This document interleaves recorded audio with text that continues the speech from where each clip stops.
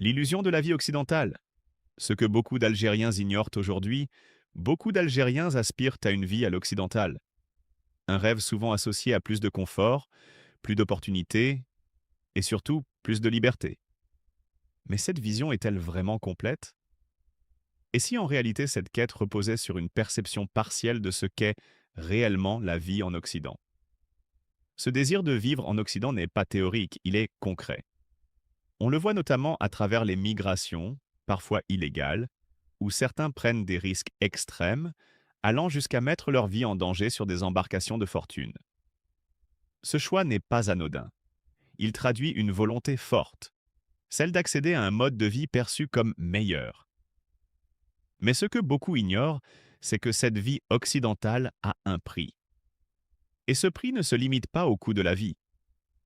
Dans de nombreux pays occidentaux, la société est encadrée par un nombre croissant de règles, de normes et de contrôles.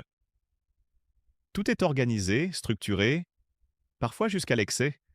Ce cadre apporte de la sécurité, certes, mais il réduit aussi certaines formes de liberté individuelle.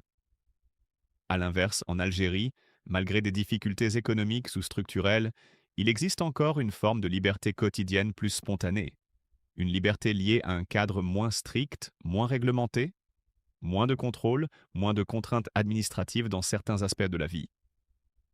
Cela ne signifie pas que tout est parfait, mais simplement que certaines libertés, souvent banales en apparence, sont en réalité précieuses. Prenons un exemple simple, le camping. En Algérie, il est généralement possible de camper librement, à condition d'assumer ses responsabilités. C'est une liberté directe, accessible, naturelle.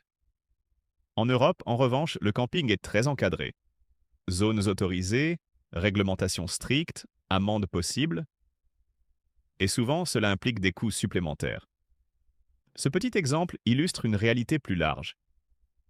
La liberté existe, mais elle est souvent conditionnée, réglementée et parfois monétisée. Alors, faut-il idéaliser la vie occidentale?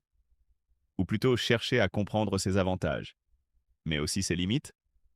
L'objectif n'est pas de dire qu'un modèle est meilleur qu'un autre, mais plutôt d'inviter à une réflexion plus équilibrée. Car parfois, ce que l'on cherche ailleurs, c'est justement ce que l'on possède déjà, sans en mesurer la valeur.